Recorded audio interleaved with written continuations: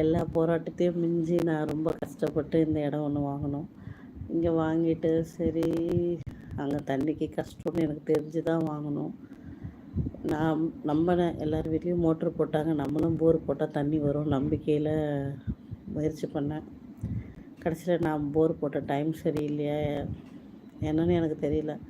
போன மாதம் போட்டால் 30 அடியிலே தண்ணி வந்துடுச்சுன்னு சொல்லிவிட்டு அதுக்கு மேலே இறக்க மாட்டேன்ட்டாங்க. போர் போடலை. செங்கல் போட்டு கட்டுங்க, இல்லைன்னா சிமெண்ட்டு கல் போட்டு கட்டுங்க, இல்லைன்னா அப்படியே சிவப்பு கல் போட்டு கட்டுங்க. என்னக்கா சவுண்டு கம்மியாக கேட்குது? ஒரு வேளை புளியோதரை சாப்பிட்டீங்களா? இல்லைப்பா புளியோதரை சாப்பிடல, நான் இன்றைக்கி காரக்குழம்பு தான் சாப்பிட்டேன். நீங்கள் ஃப்ரீயாக இருந்தாக்கா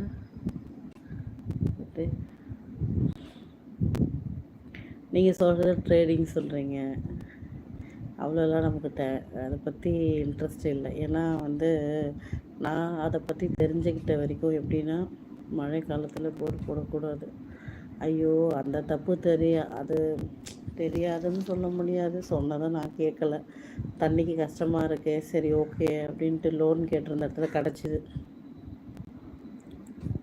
இல்லை கண்ணா, இனிமேல் தான் ஆரம்பிக்கணும் கொடி, இனிமேல் தான் செய்யணும் கொஞ்சம் கொஞ்சமாக.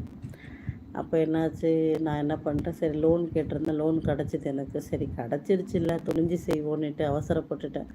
போன மாதத்தில் ஆரம்பித்தேன், போட்ட உடனே 30 அடியில் தண்ணி வந்துச்சுன்னு சொல்லி சிக்கிக்கிச்சுன்ட்டாங்க அந்த போர் போடுற மிஷின்னு. இதுக்கு மேலே இறக்கவே முடியாதுன்ட்டாங்க. ஆனால் அவங்க மிஷின் வச்சாலே 100 அடிக்கான காசு தான் வாங்குவேன்னு 30,000 வாங்கிக்கிட்டாங்க. நாங்கள் எவ்வளோ கேட்டோம், 38 வரைக்கும் பேசி 34, 33, 32 ஃபைனலாக 30க்கு 30,000 வாங்கிட்டு போயிட்டாங்க. அதை பார்த்துட்டு ரொம்ப கஷ்டப்பட்ட மனசே உடஞ்சி போச்சு. போர் போட்டு தண்ணி இல்லாமல் அதுக்கு அவ்வளோ செலவு பண்ணிட்டேன்னு நினச்சி, அதுக்கப்புறம் அதுலேருந்து மனசை தேற்றிட்டு வெளியில் கொஞ்சம் கொஞ்சமாக இப்போ தான் ரெக்கவர் ஆகிட்டு வந்துட்டுருக்கேன்.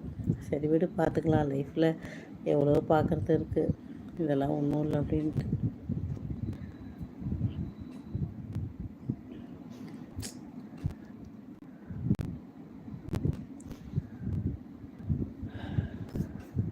கண்டிப்பாக ட்ரை பண்ணுவோம்ப்பா தம்பி.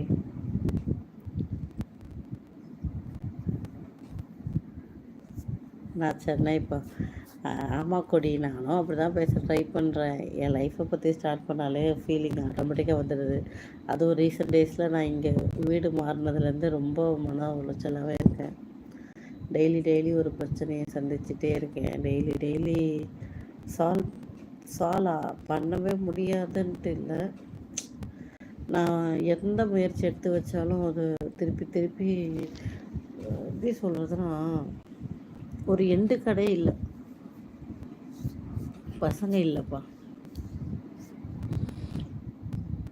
அது கொஞ்சம் கடுப்பாக இருக்குது. சரி பார்ப்போம், என்ன பண்ணுறது, சும்மா டென்ஷனாக என்ன வரப்போ. ஐயோ ஓகே. இன்றைக்கி அந்த யார் தமிழ்ச்செல்வம்னு பிரதர் என் வாயை கிளறிட்டாரா, ஸோ ஃபீலிங் எல்லாம் கொட்டிட்டேன். பிரபு இருக்கீங்களா, போயிட்டீங்களா? போய்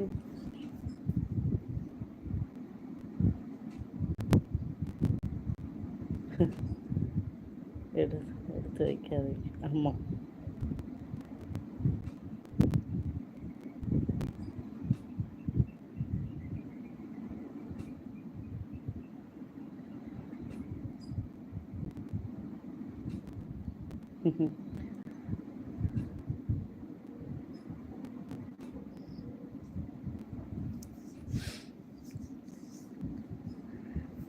நீங்கள் மாம்சு ஃபேமிலி ஆளாக்கா அப்படின்னா, மாம்சு ஃபேமிலி ஆளாக்கானா புரியலையே. இப்போ உங்கள் மனசு ஆறுதல் இருக்கும். ஐயோ சில நேரம் புலம்பிடும். நான் இந்த வருஷத்துக்கான ஒரு இதுவே எடுத்துக்கிட்டது முடிஞ்ச வரைக்கும் நான் யாருக்கிட்டையும் எதையும் புலம்பவே கூடாதுன்றது தான். போனதெல்லாம் போட்டோம், லைஃப்பில் எல்லாத்தையும் சரி பண்ணிட முடியும். அதனால் எதுக்கு அதை பேசி மன கஷ்டத்தை உருவாக்குறத விட அமைதியாக இருக்கணும்னு தான். இருந்தாலும் நீங்கள் எனக்கு திருப்பி கேட்கவும் வேறு வழி இல்லாமல் சொன்னேன். மற்றபடி எனக்கு இதில் பற்றி பேச விருப்பமே இல்லை. ஏன்னா பேசினா அந்த ஒரு ஃபீலிங்குள்ளே தான் போதும் மைண்டு.